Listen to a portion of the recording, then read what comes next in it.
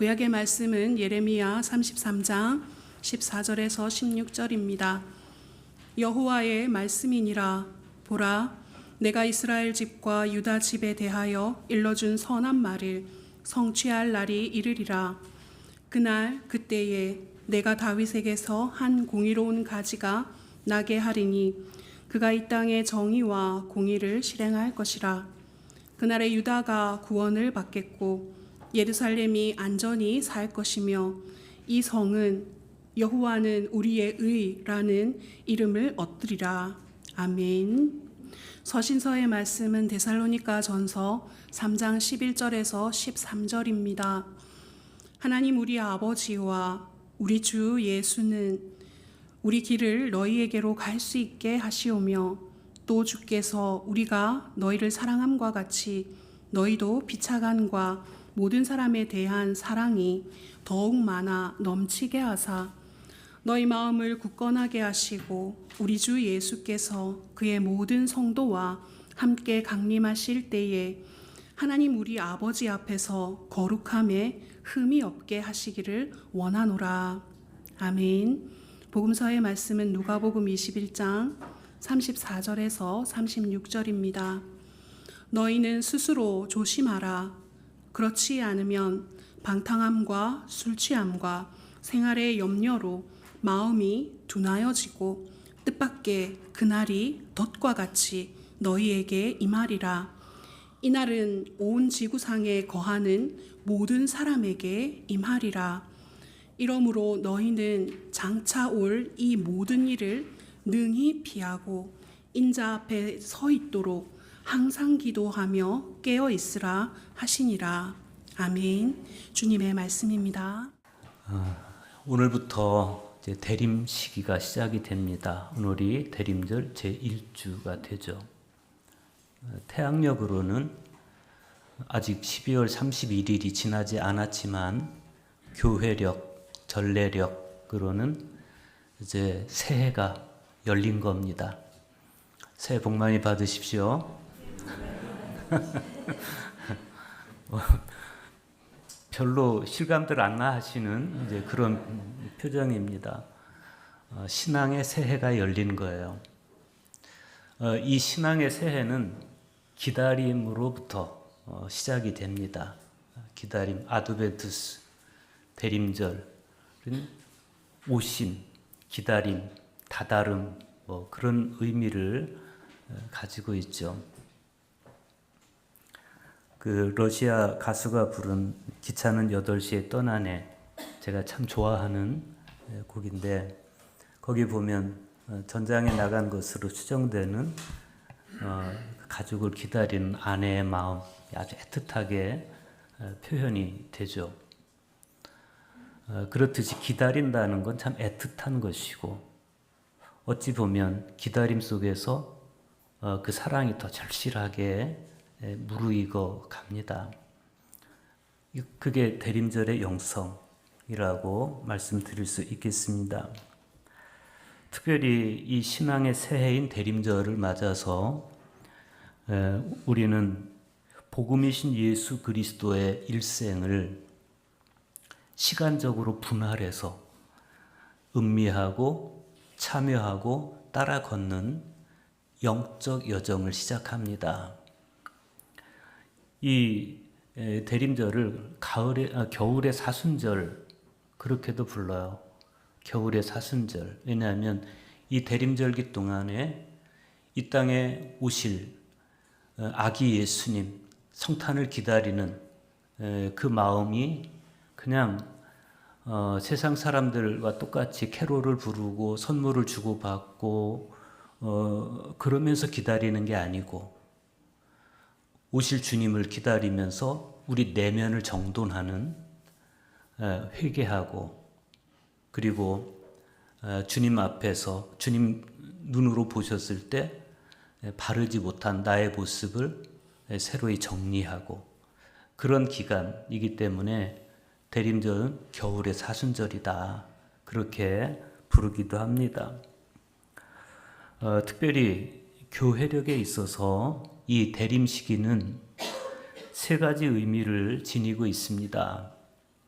첫째는 이 세상에 오시는 그리스도의 역사적 탄생을 기념하고 그 주님의 첫 번째 오심, 즉 성탄을 준비하는 그런 기간입니다. 두 번째는 새말에 다시 오실 성자 예수 그리스도의 재림과 심판을 준비하는 시기이고, 마지막 세 번째는 예배 중 그리스도께서 이 성찬 안에 현존하심을 믿고 성찬에 참여해서 회개함으로써 예수 그리스도의 다시 오심을 대비하는 것. 이게 대림절의 영성입니다. 이 중에서 둘째와 셋째, 새말에 다시 오실 주님을 기다리는 것, 그리고 자신의 내면을 정돈하는 것, 그리고 성찬에 참여해서 회개하는 것, 이것은 이제 두 번째와 다시 오실 주님과 관련된 영성이라고 볼 수 있겠습니다. 이 대림 기간은 대림절 제1주, 오늘이죠. 오늘 대림절 제1주부터 시작해서 12월 24일까지 포함한 4주간입니다. 성탄절인 12월 25일이 무슨 요일이냐에 따라서 이 대림 시기는 빠르면 11월 27일, 늦으면 12월 3일에 시작이 됩니다. 이 대림 시기 동안에 각 예배의 특징은 그날의 성서 일과에서 드러납니다.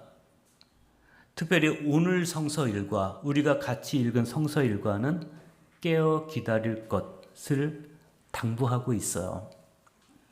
먼저 구약 성경은 의로운 다윗의 자손에 대한 약속의 말씀을 담고 있습니다. 보라, 내가 이스라엘 집과 유다 집에 대하여 일러준 선한 말을 성취할 날이 이르리라 라면서 다윗에게서 난 공의로운 가지가 이 땅에 정의와 공의를 실행할 것을 약속합니다. 서신서의 말씀에는 사도 바울의 간절한 소원이 기록이 되어 있습니다. 바울은 다시 오실 주님을 기다리면서 그날이 임할 때까지 하나님 앞에서 우리 모두가 믿음과 마음을 굳건하게 지켜서 거룩함에 흠이 없기를 바란다. 이렇게 말씀해요. 그리고 복음서에 보면 주님께서 우리에게 덫과 같이 임할 그날, 우리가 거룩한 모습으로 주님 앞에 서도록 항상 기도하고 깨어 있을 것을 당부합니다. 구약의 이야기 속으로 먼저 들어가 보겠습니다. 예레미야 33장 14절과 15절 보십시오. 여호와의 말씀이니라. 보라, 내가 이스라엘 집과 유다 집에 대하여 일러준 선한 말을 성취할 날이 이르리라. 그날 그때 내가 다윗에게서 한 공의로운 가지가 나게 하리니 그가 이 땅에 정의와 공의를 실행할 것이라. 히스기야 왕이 죽고 난 다음에 유다 왕국이 멸망하기까지는 불과 100년이라고 하는 길지 않은 시간이 걸렸습니다. 난공불락으로 여겨졌던 이 예루살렘이 당시 고대 근동의 신흥 제국이었던 바벨론에 의해서 BC 587년에 완전히 멸망합니다. 멸망을 앞두고 있던 그 100여 년이라고 하는 시간을 그 므낫세 왕이 BC 672년부터 642년까지 55년을 통치하고, 그리고 나머지 45년 동안은 아몬이라는 왕이 2년 동안 통치하고, 요시야가 31년, 여호아스가 3개월, 여호야김이 11년, 여호야긴 3개월, 시드기야 11년, 이렇게 6명의 왕들이 짧게 끊어서 통치합니다.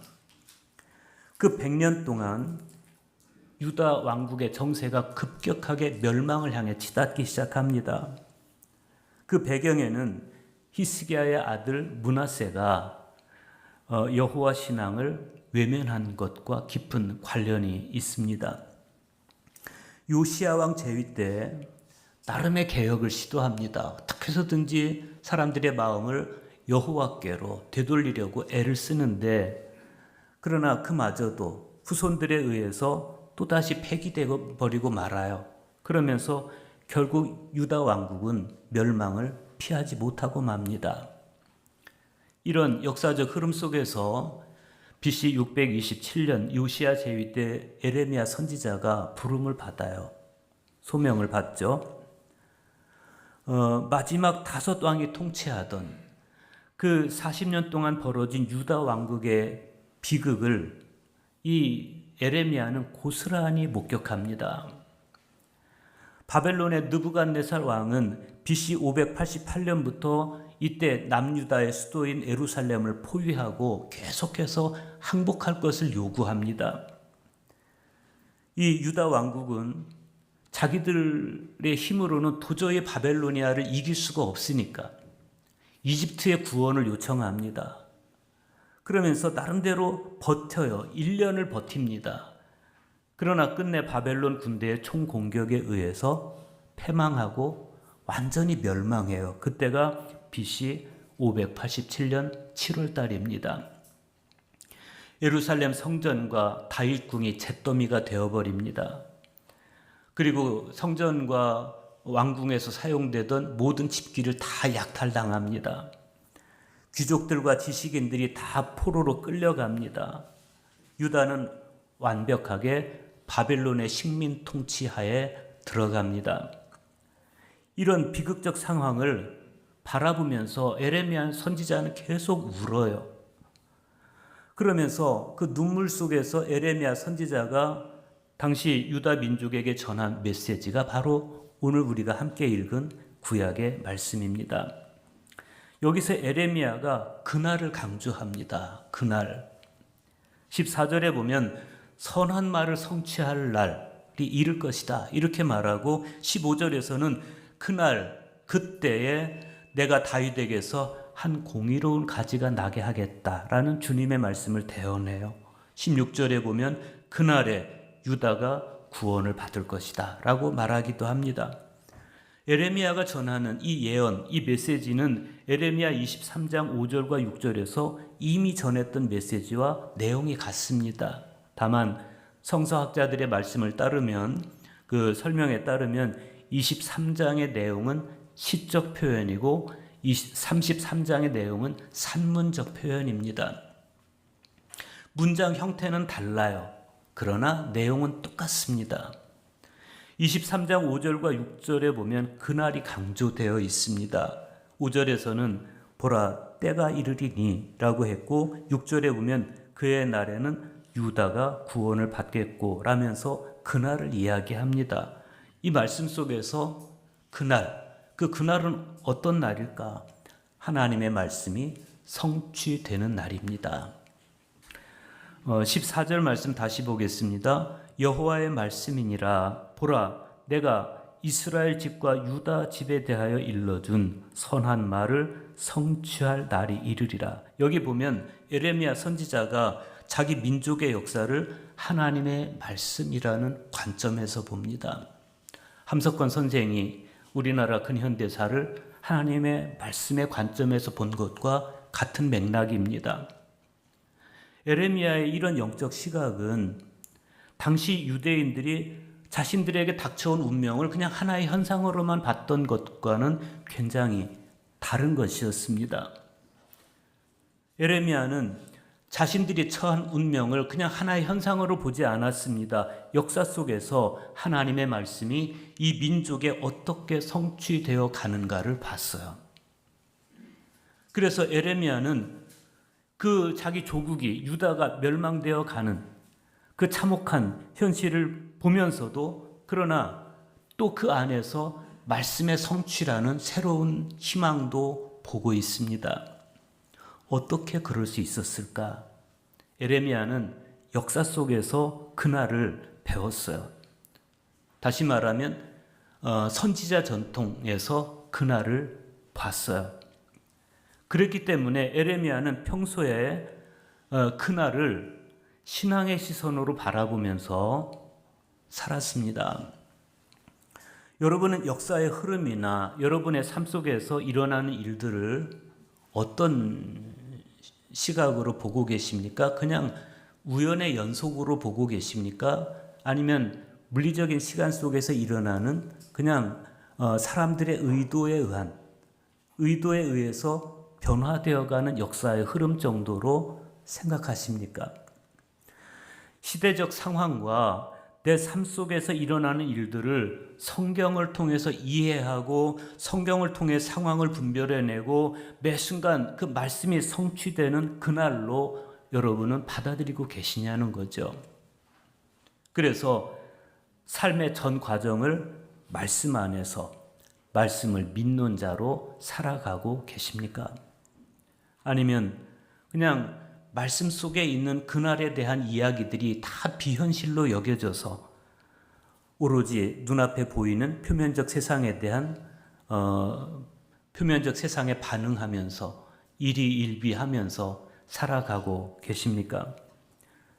만약 우리 삶이 그렇다면 그것은 내가 성경의 중심에서 멀리 떨어져 살아가고 있다는 반증일 수도 있습니다. 예레미야 선지자는 그날에 내가 하나님께서 성취하실 일에 대해서 아주 구체적으로 예언합니다. 15절 보십시오. 그때 내가 다윗에게서 한 공의로운 가지가 나게 하리니 그가 이 땅에 정의와 공의를 실행할 것이라 그래요. 예레미야의 이 예언에 따르면 하나님께서 유다 땅에 이르실 정의와 공의는 한 공의로운 가지를 통해서 이루어져요. 여기서 예레미야가 말씀한 한 공의로운 가지를 각각의 선지자가 표현하는데 이사야 선지자는 이사야 4장 2절에서 싹이라고 표현해요. 공의로운 싹. 스가랴 선지자는 스가랴 6장 12절에서 순이라고 표현합니다. 순. 새싹, 새순. 다니엘 선지자는 다니엘 2장 34절에서 뜨인 돌이라는 표현을 씁니다. 하나님께서 이루실 정의와 공의는 바로 이 이상적인 왕을 통해서 실현될 것인데 그분은 장차 오실 메시아를 가리킵니다. 훗날 사도 베드로는 이 장차 오실 메시아를 머릿돌이라고 묘사하기도 했어요. 베드로전서 2장 7절에서 그 공의로운 가지에 의해서 실행될 정의와 공의의 내용을 예레미야는 이렇게 말해줍니다. 예레미야 33장 16절 보십시오. 그날에 유다가 구원을 받겠고 예루살렘이 안전히 살 것이며 이 성은 여호와는 우리의 의라는 이름을 얻으리라. 이게 예레미야의 예언입니다. 이것이 바로 하나님께서 그날 이루실 일이에요. 이렇게 예레미야 선지자는 하나님께서 이루실 정의와 공의의 실현을 철저하게 유다 민족의 구원에서 찾습니다. 표면적 시선으로 보면 당시 바벨론 제국과 유다 왕국은 비교의 대상이 되지 않아요. 바벨론은 당시 고대 근동의 헤게모니를 완벽하게 장악하고 있었습니다. 어느 나라도 감히 넘볼 수 없는 제국이었습니다. 반면에 유다는 끊임없이 남의 나라 눈치를 보면서 살 수밖에 없는 아주 작은 나라에 지나지 않았습니다. 어느 나라든 눈치를 보지 않으면 생존할 수 없는 그런 작은 나라였어요. 도저히 경쟁할 수 없는, 경쟁이 되지 않는 국력의 차이가 있었습니다. 유다는 바벨론이 주도하고 있는 고대 근동의 이 억압적인 상황을 이겨나갈 방법이 없었습니다. 이렇게 바벨론으로 상징되는 제국들이 주도하는 세상은 동서고금을 막론하고 불의한 세상입니다. 군사력과 경제력이 절대 힘으로 작용하는 그런 질서는 정의롭지 못한 질서입니다. 바로 그 정의롭지 못한 질서 안에 내던져진 현실, 그것이 바로 에레미야가 통찰하고 있는 자기 조국의 현실이었습니다. 지금 우리나라를 둘러싸고 있는 현실도 마찬가지입니다. 남과 북이 평화를 이루어 나가려는 노력 속에서 가장 정의롭지 못한 현실은 강대국입니다. 강대국들의 이해관계에 의해서 찢겨진 나라가 강대국들이 이해관계에 의해서 평화의 여정에 험난한 고비들을 감내하고 있습니다. 그런 면에서 저 옛날 유다의 에레미야의 심정과 오늘날 한반도에서 살아가고 있는 우리들의 심정은 현실이 고통스럽다는 측면에서 맞닿아 있습니다. 중요한 것은 그럼에도 불구하고 에레미야가 절망하지 않았다는 거예요. 에레미야는 하나님의 정의와 공의가 실현되면 유다의 구원이 반드시 이루어진다고 믿었습니다. 그래서 에레미야는 하나님께서 정의와 공의를 실현하실 그날이 반드시 역사 속에서 이루어진다고 끊임없이 예언합니다. 그날이 오면 유다는 구원을 받을 것이다. 그리고 예루살렘은 안전하게 될 것이다. 여러분은 에레미야의 이 예언이 성취됐다고 생각하십니까? 안타깝게도 성취되지 않아요. 이스라엘 역사 속에, 유다 민족의 역사 속에 에레미야의 예언이 이루어지지 않아요. 유다의 구원도 예루살렘의 안전도 성취되지 않습니다. 마침내 바벨론 포로에서 해방되고 팔레스티나에 다시 유다를 재건했지만 그러나 그것도 잠시뿐이었습니다. 유다는 계속해서 다른 제국들에 의해서 끊임없이 식민지로 전락하고 끊임없이 지배를 당합니다. 나라도 없어지고 자기 말도 사용하지 못합니다. 그러면 이 에레미야의 예언은 실현되지 않았던 것일까? 에레미야의 그 이상은 끝내 비현실에 머물고 만 것일까? 이게 우리가 갖는 질문이죠. 에레미야의 예언은요, 전혀 다른 방법으로 성취되었습니다. 바벨론을 무너뜨리는 방법이 아니라 훨씬 더 근본적이고 궁극적인 방식으로 하나님의 정의와 공의가 이스라엘의 역사 속에 실현이 됩니다. 그 하나님의 정의와 공의는 바로 예수 그리스도의 십자가와 부활을 통해서 이루어져요. 전혀 사람이 생각하지 않았던 방법이었습니다. 어찌 보면 너무 미련하고 어찌 보면 너무 유치해서 믿어지지 않는 방법이었지만 그러나 하나님께서는 무력이 아니라 예수 그리스도의 희생을 통해서 그분의 삶을 통해서 이 땅에 당신의 공의를 실현하세요. 결국 에레미야의 예언은 그가 예언한 그대로 다윗에게서 난 공의로운 가지인 예수 그리스도를 통해서 성취됩니다. 그래서 오늘 저와 여러분이 맞이하고 있는 이 대림절은 우리에게 바로 그 주님, 이 땅에 정의와 공의를 실현시켜 주신 그리고 실현시켜 주실 그 주님을 우러러 기다릴 것을 요청하고 있습니다. 오늘 응송의 말씀 시편 25편 1절에서 4절은 다가오시는 그리스도를 향해서 주님을 우러러 기다리는 마음을 노래합니다. 여호와여, 나의 영혼이 주를 우러러 보나이다. 나의 하나님이여, 내가 주께 의지하여 싸우니 나를 부끄럽지 않게 하시고 나의 원수들이 나를 이겨 개가를 부르지 못하게 하소서. 주를 바라는 자들은 수치를 당하지 아니하려니와 까닭없이 속이는 자들은 수치를 당하리이다. 여호와여, 주의 도를 내게 보이시고 주의 길을 내게 가르치소서.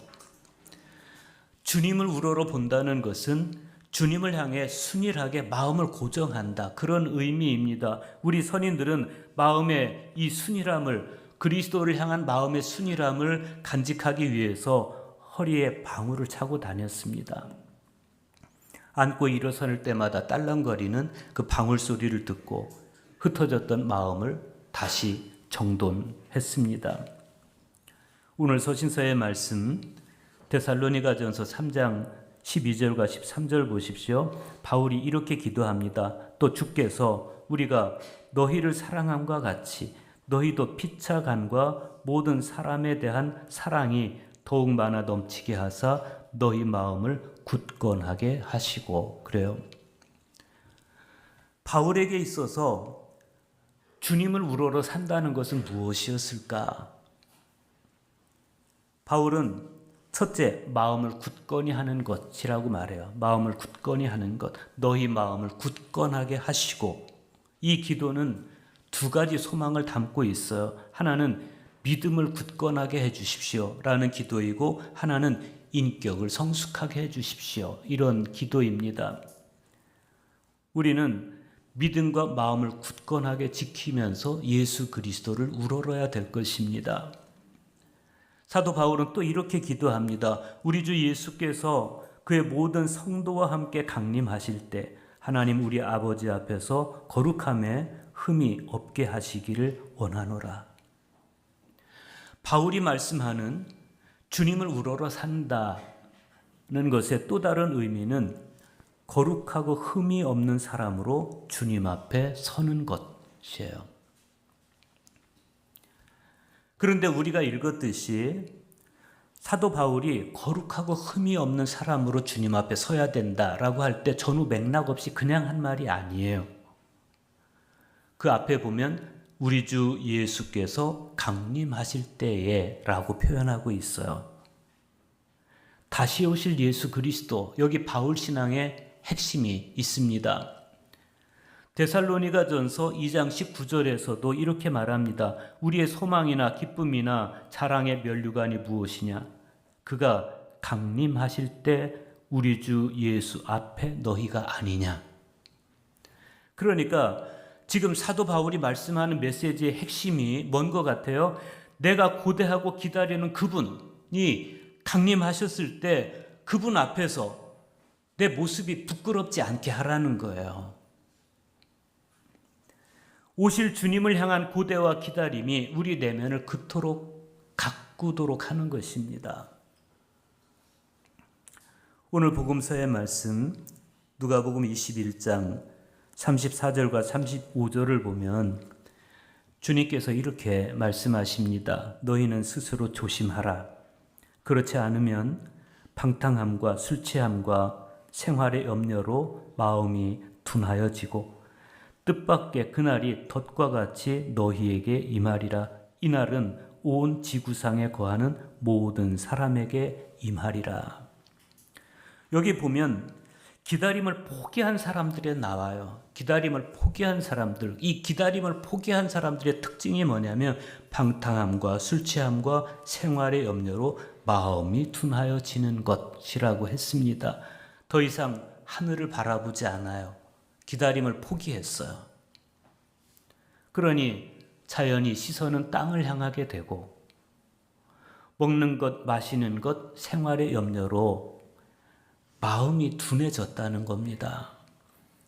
마음이 둔해졌다는 것은 직면하는 삶 속에서 더 이상 신앙적으로 사고할 능력을 상실했다, 그런 거죠. 마음이 둔해지다 보니 자기 앞에 닥쳐오는 모든 현실을 신앙 안에서, 말씀 안에서 해석하고 이해하지 못해요. 분석이 안 돼요. 그러니 그냥 그때 닥치는 대로 해결하는 거예요. 닥치는 대로 허둥지둥 되는 거죠. 삶의 원칙도 없고 계획도 없고 자기 앞에 벌어지는 모든 일들에 대해서 분석할 힘도 없고 그렇게 사는 거예요. 그러다 보니 시선은 땅을 향하게 되고 끊임없이 땅의 것들에 매여서 살아갈 수밖에 없다. 그런데 그렇게 살아도 괜찮은데 주님은 그날이 덫과 같이 온다라고 말씀하고 있어요. 이게 심각해요. 그래서 주님은 이렇게 말씀하십니다. 이러므로 무슨 뜻이에요? 그날이 덫과 같이 임함으로 너희는 장차 올 이 모든 일을 능히 피하고 인자 앞에 서도록 항상 기도하며 깨어 있으라. 사도 바울은 그날을 기다리는, 덕과 같이 임할 그날을 기다리는 자세로 마음을 굳건하게 할 것, 거룩하고 흠이 없는 삶을 살 것, 이렇게 강조했다면 주님은 그날을 기다리는 자세로 기도할 것, 깨어 있을 것.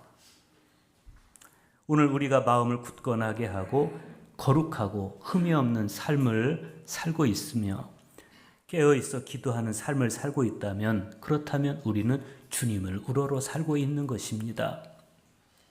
주님은 아직 오시지 않았습니다. 주님의 다시 오심은 실현되지 않았습니다. 아직입니다.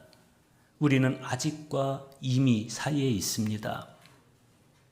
주님의 다시 오심은 약속으로만 받고 있습니다. 그 약속을 우리는 희망하는 것입니다. 주님이 다시 오실 때 그 약속은 실현이 됩니다. 우리 그리스도교는 그날을 기다리며 살아가는 종말론적 대림 공동체예요. 바벨론과 같은 세상을 두려워하지 마십시오. 그런 세상의 위협에 부하내동하지 마십시오. 하나님의 정의와 공의를 위해서 기도하십시오. 하나님의 정의와 공의는 십자가에서 이루어졌고 부활 생명으로 완성될 것입니다. 그날은 반드시 옵니다.